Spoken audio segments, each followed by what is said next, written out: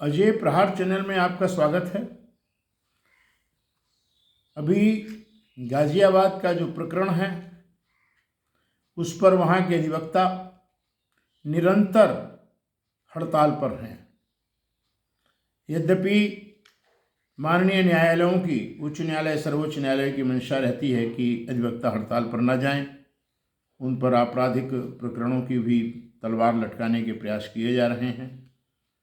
पहली बात तो यह है कि जो अधिवक्ता हैं उनको हड़ताल पर जाने से रोकना है अगर, तो कोई ना कोई वैकल्पिक व्यवस्थाएं सरकार को करनी चाहिए।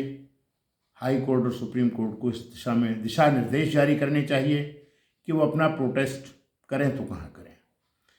अधिवक्ताओं की मांग लंबे समय से आ रही है कि एडवोकेट प्रोटेक्शन एक्ट, अधिवक्ता सुरक्षा अधिनियम, जिसका मॉडल रूप भी दिया जा चुका है, वो हर राज्यों में लागू किया जाए या एक राष्ट्रीय कानून बना दिया जाए। इस मांग की अनदेखी पता नहीं क्यों हो रही है। सरकारों को संविधान में संशोधन करना होता है, कर लेते हैं। सरकार को जो कानून बनाना होता है बना देते हैं। सरकार को जो समितियां बनाना होती बना देते हैं। लेकिन अगर इस देश का अधिवक्ता प्रोटेक्शन एक्ट की मांग करता है तो उसको खारिज भी नहीं करते, प्रोटेक्शन एक्ट भी लागू नहीं करते, और कहीं से ऐसे संकेत नहीं मिल रहे हैं कि सरकार इस पर गंभीरतापूर्वक विचार कर रही है। अक्टूबर की घटना, नवंबर पूरा निकल गया, दिसंबर लग गया। जिस प्रकार से वहाँ तांडव हुआ है, जिस प्रकार से वहाँ निरीह अधिवक्ताओं के ऊपर बंद हॉल में लाठी डंडे चले, वो चुटहल हुए, उनको दोषी बनाने के लिए जहां आग लगाई गई पुलिस चौकी वगैरह में, वहां के सीसीटीवी कैमरों में कोई अधिवक्ता दिखता नहीं है। इतने तथ्य सामने होते हुए भी सरकार का अड़ियल रुख और न्यायपालिका का आंख मूंदना, ये बहुत अच्छा संकेत नहीं है। बार काउंसिल का नेतृत्व इस दिशा में कोई कारगर कार्यवाही कराने में असफल है। निर्वाचन आने वाले हैं बार काउंसिल के, और इसके बावजूद भी अगर बार काउंसिल का नेतृत्व विफल हो रहा है, ये भी एक चिंता का विषय है। अगर अधिवक्ताओं की बढ़ती हुई संख्या आपके लिए चिंता का कारण है, तो वो सरकार ही हर मोहल्ले में लॉ कॉलेज खोल रही है। इसके बाद आप परीक्षा ले रहे हैं, फीसें ले रहे हैं, निबंधन ले रहे हैं। सब कुछ करने के बाद जब बेरोजगारी बढ़ेगी, जनसंख्या बढ़ेगी, तो अधिवक्ताओं की संख्या भी बढ़ेगी। और आप अधिवक्ताओं पर हड़ताल पर रोक लगा क्यों रहे हैं? कहते हैं कि जनहित में।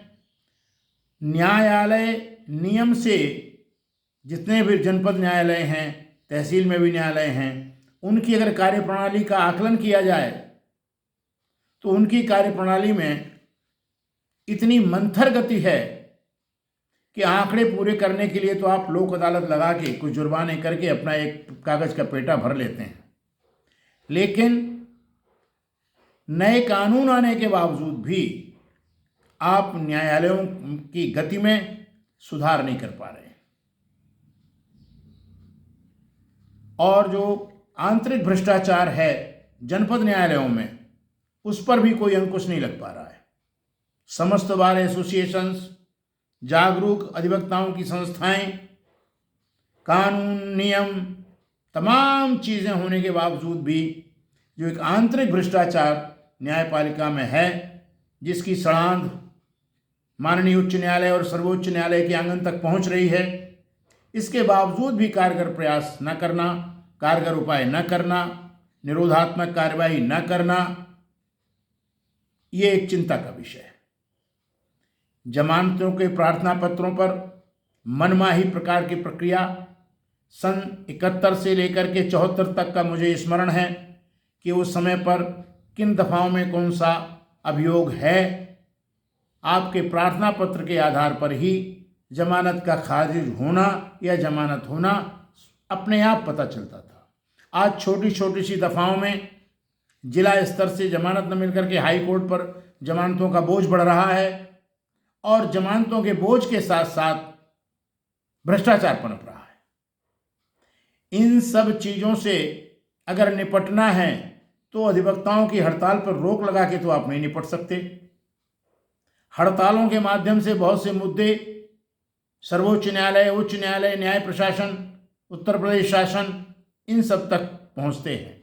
ये बात सही है कि बहुत से प्रकरणों को हम न्यायिक स्तर पर हल कर सकते हैं, लेकिन जब न्यायिक व्यवस्था चरमरानी हो, जब न्यायिक व्यवस्था पंगु हो, जब न्यायिक व्यवस्था अपने अंतर विरोधों के कारण सही न्याय न कर पा रही हो, तो अधिवक्ताओं की जो अनदेखी है ये भारी पड़ेगी।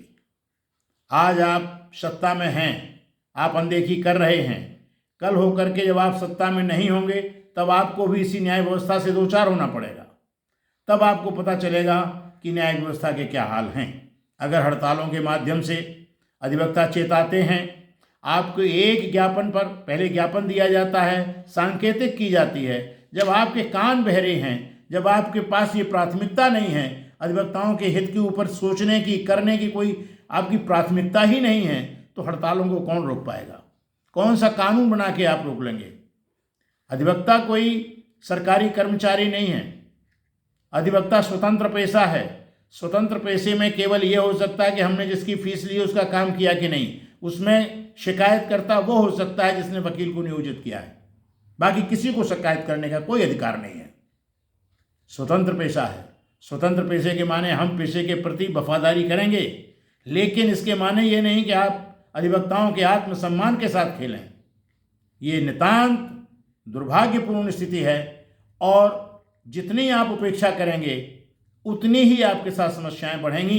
ये सरकार को सोच लेना चाहिए। हाई कोर्ट और उच्च न्यायालय को स्वतः संज्ञान लेकर के आयोगों का गठन करके तमाम समस्याओं के समाधान का रास्ता निकाल लेना चाहिए। इन्हीं शब्दों के साथ धन्यवाद।